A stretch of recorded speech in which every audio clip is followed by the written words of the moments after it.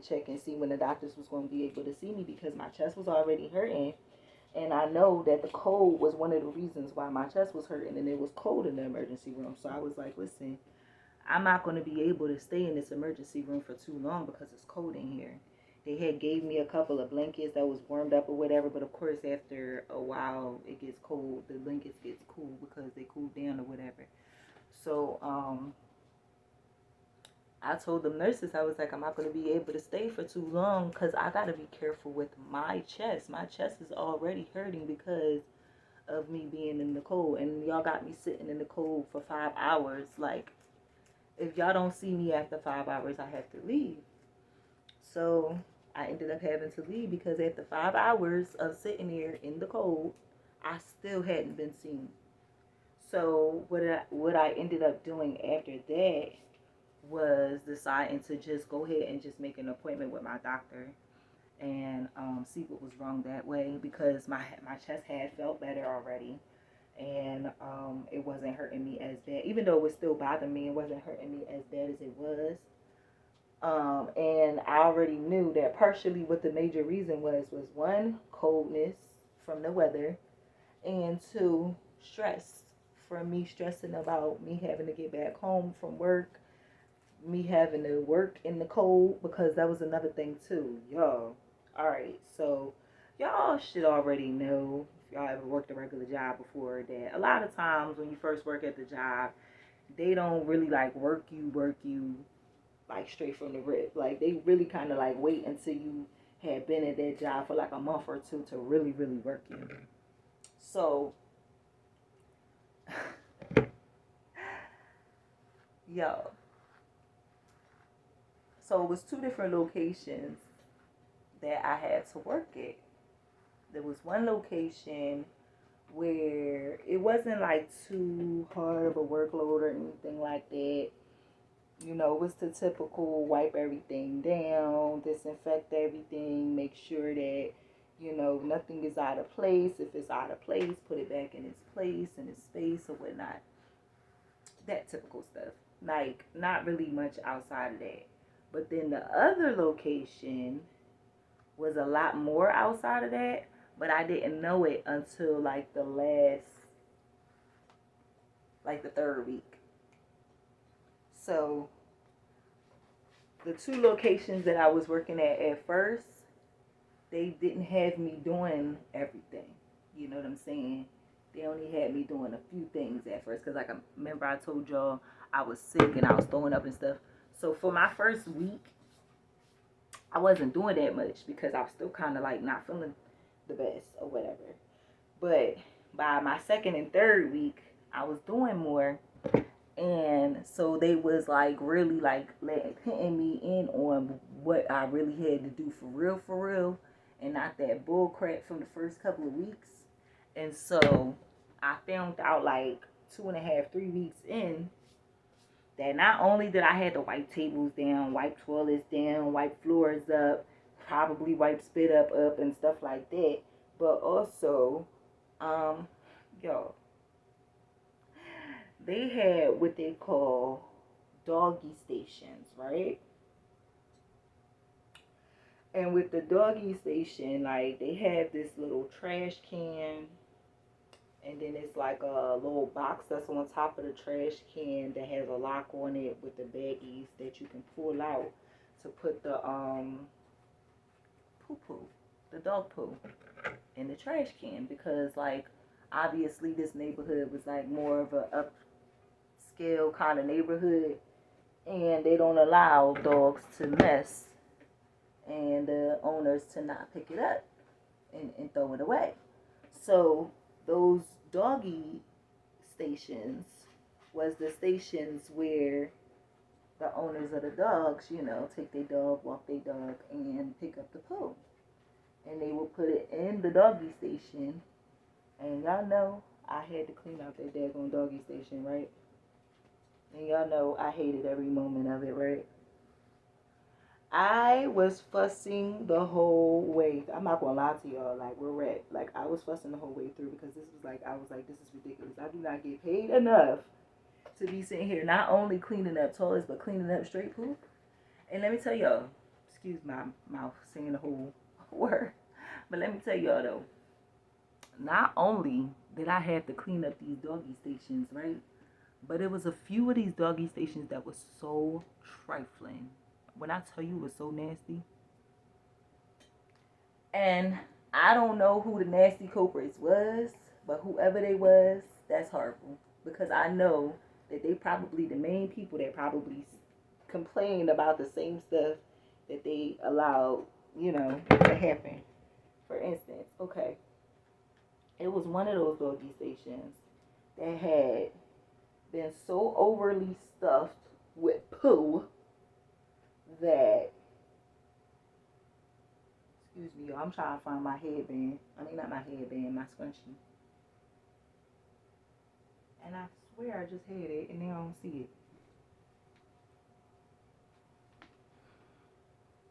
Can't stand stuff like that.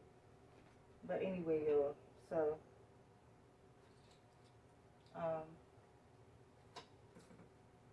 trying to get back to the story. Um, where did I stop at? So, the poopy boxes. Alright, so one of them boxes was so bad that I literally had to sit there and pick up crap, y'all. Some of it was in the bag, some of it wasn't. Okay? I'm not going to be too detailed, but let me be that detailed to let y'all know how nasty this job was that I was doing for 4 weeks. So, they had stuffed the doggy thing so much that I literally had to pick up poop from all over the place and put it in the bag properly.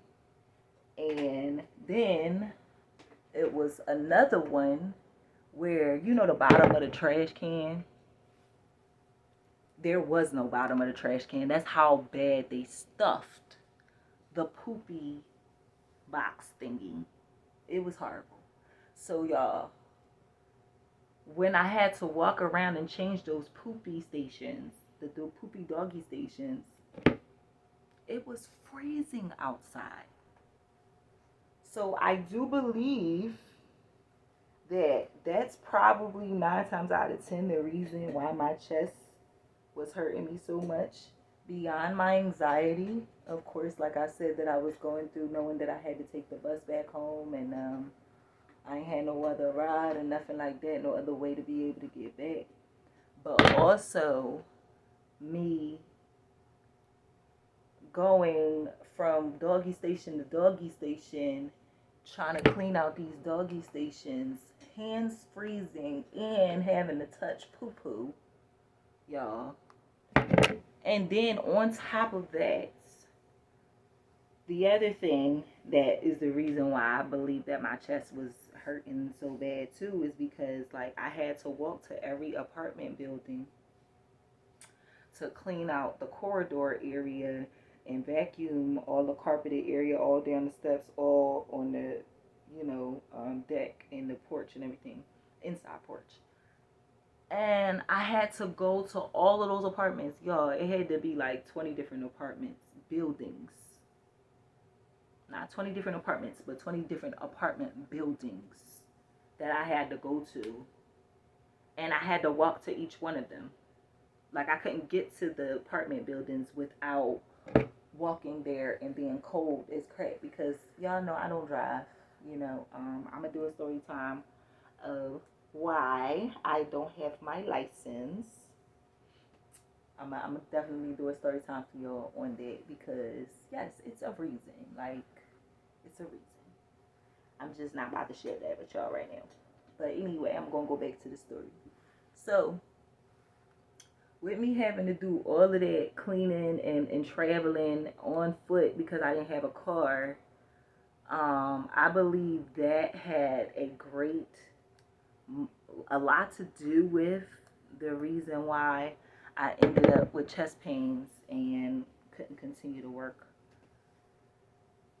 with the company. Because, like I said, once I did go to my doctor's appointment to find out why my chest was hurting so bad, I was absolutely correct. it was um, pleurisy.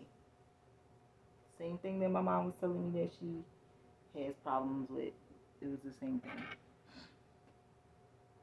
So basically, what my doctor was telling me is that it's just best for me to just try to find a work from home job, or try to find a job where I don't have to do so much walking around in the cold and stuff and being cold, because clearly that's part of the major reason why I ended up having the issues that I had with my chest hurting.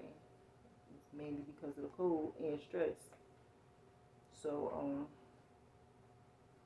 because of all of that, and because of me knowing all of that, and because of me knowing that, it was the job itself, me having to walk from place to place to do what I had to do, as opposed to having a car to be able to take me from place to place, which would have been a lot easier. And it was a lot easier the first 3 weeks, because I had Miss A taking me from building to building to do it.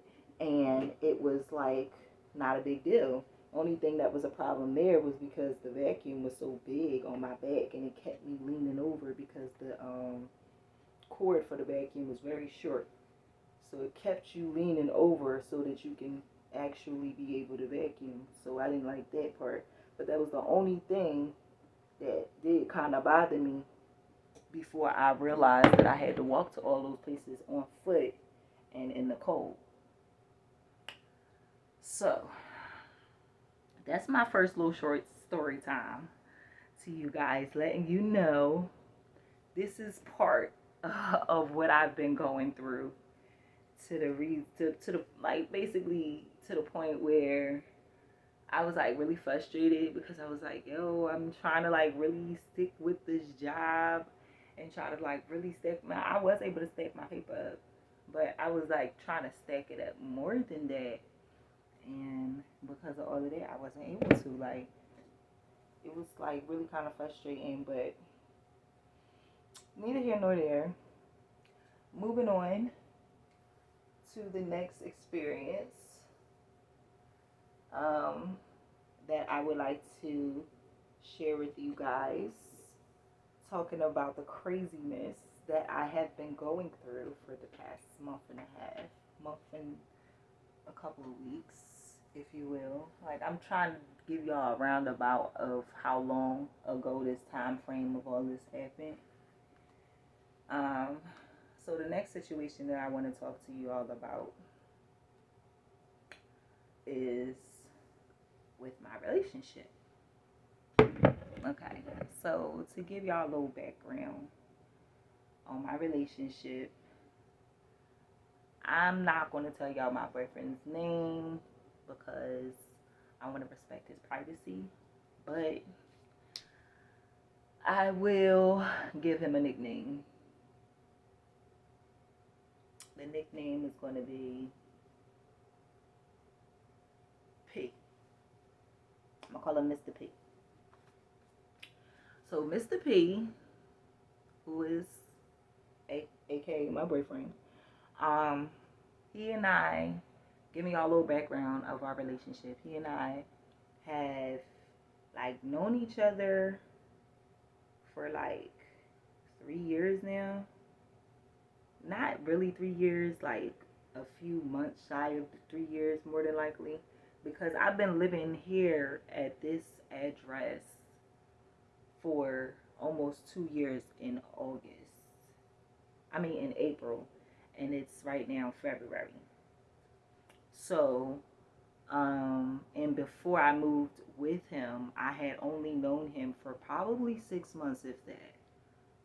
Now, y'all don't judge me that I got into a relationship kind of quickly, because it wasn't as quick as it may have seemed. But regardless of that, yeah, we started living together after like at least around 6 months or so of us talking and dating and stuff like that. So, mind you, just like any other guy, like when you get into the relationship in the beginning, everything's so sweet, everything's so nice. Everything I said that I wanted, 9 times out of 10, I got it. If I said like I needed a few $100s to pay my rent, I would get it. Mr. P would give it to me. If I wanted to go somewhere specific, you know, to have a good time and to have some fun, um, it wouldn't happen right away, you know, probably exactly when I wanted to.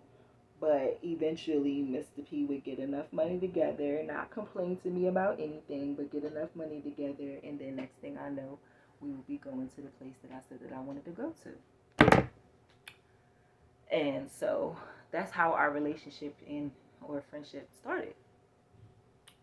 Unfortunately, it did not end up that way.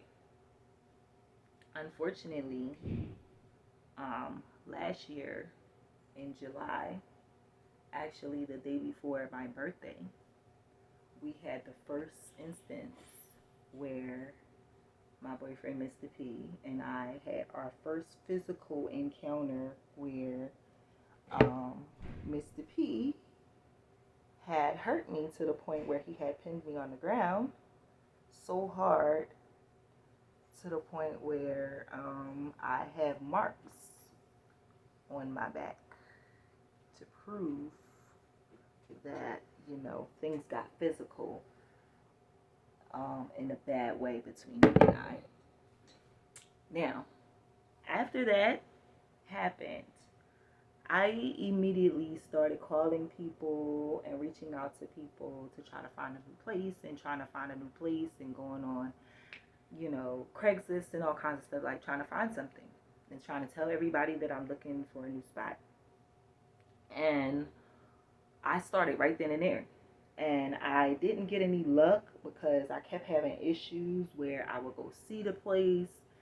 And like the last place that I went to go see, charged me an application fee. Now, mind you, I never usually even continue to pursue a place that even charges an application fee. But because I had never, you know, did it before, and I was like having such an issue and a problem with trying to find something, I was like, you know what? Let me try to just do it and see what happens. So I went to the place and everything. It cost me $60 to get to the location just by hack because I didn't want my boyfriend to know the address of where I was moving. Let me give you guys a little short story time why I didn't want him to know about where I was moving. And this is the reason why I probably should have never got officially in a relationship with him. But I digress anyway. So what ended up happening before I moved to my boyfriend's apartment, Mr. P's apartment, from my old address, I was living at my old address, and Mr. P and I was still courting and still going out, and he was still taking me out and stuff like that. And we had, like I said, we had only been seeing each other for a few months. We had not been seeing each other for that long. So Mr. P had hit me up one day. He was like, trying to come see you, this, and the third. And at first I was going to agree. But then I thought about some things that I had to do later on, and I was like, no. I told Mr. P, I said, never mind. We're going to have to do that another time, probably later on today or another day, because I have something else that I have to do. Now, mind you, Mr. P and I was not officially in a relationship or anything at this time. So it was none of Mr. P's business what I did with anybody besides him. So I just wanted to put that in there as a disclaimer. So basically later on that day, I ended up seeing another friend of mine that I was still talking to at the time, that I was talking to before Mr. P and I ended up even knowing each other or linking up or dating or anything, right? So I had linked up with that friend, and when they left my house from probably about 40-50 minutes of chilling with me, when they left my house, I noticed that my phone, like I had my phone on silent. So I noticed that my phone was blowing up and I had like umpteenth calls from Mr. P. So I'm like, yo, what in the world? Why is this man blowing my phone up like this? And so I called Mr. P and I'm like, yo, why are you blowing my phone up? All I kept hearing is he was just cussing me out. When I say cussing me out, like cussing me out like crazy. Oh, how you gonna sit there and try to tell me not to come and then you sitting there with another nigga this and this. I'm like, first of all, sir, you not my nigga. You're not my man. So there's that. And second of all, didn't I tell you not to come to my house? Why you come to my house anyway? So that in and of itself should have been the first, red flag to let me know not to mess with him anymore. But I still messed with him again after that. And major reasons why I had still kept continuing to mess with him is because out of everybody that I was talking to, Mr. P was the main one that looked out heavier, made sure that I was good, made sure that when he fed me, he ain't feed me no crappy foods and stuff like that. And he cooked for me and, showed me TLC, sometimes would give me massages and stuff. So, I mean, like, I kind of sort of got a little spoiled by him a little bit. So, that's part of the major reason why I decided to be with him and try to work out a relationship. But, try to make a long story a little shorter. That first time in July was not the last time Mr. P put his hands on me. The last time he put his hands on me was this. I can't remember the exact date, but I know it was a Monday because I had been wanting to go out and have fun and like have a good time for a long time because I have not been anywhere. I haven't been taken out to eat. I haven't been taken anywhere to do anything that's like fun, exciting, or enjoyable for like months.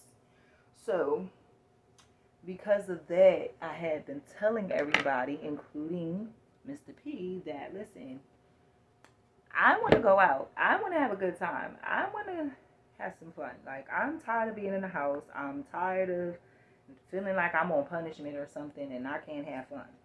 So, I guess because Mr. P was tired of hearing me constantly say that, he had finally one Monday decided that he was going to take me out. And he decided to take me out to this bar that we had gone to before together. And at first, everything was great. Like, he was buying the drinks, we was talking. He even started to get up and give out some of my flyers and started to talk to some people about my businesses and stuff. Had me talking to them about my businesses and stuff. Like, everything was working out good. So I thought, well, what cut everything short, but not sweet, is basically what happened was while that night was going, I had ran into somebody that I had known. Not somebody that I know like very, very well or anything like that. Not no ex-boyfriend or nothing like that. It was just somebody that I had years previously. I had ran into this guy when I was looking for a job one time. One time I was just walking around, going to different business establishments and trying to find a job. And he worked at one of the business establishments, which I believe was a hotel. I think it was a Marriott or something. It was one of them hotels. And I ran into him, was asking him about a job and everything. He gave me all the information that he could give me to help me out with the job situation, but he also gave me his Instagram and Facebook. Well, no, did he give me Instagram and Facebook or just Instagram or Facebook? I'm not sure which one, but he had gave me his social media and was like, yo, keep in contact, keep in touch. I was like, okay, no problem. So we over the years had seen each other's statuses, stuff like that, maybe said a hello or hey through social media. But that's it. Like, that's the only way that I know the guy.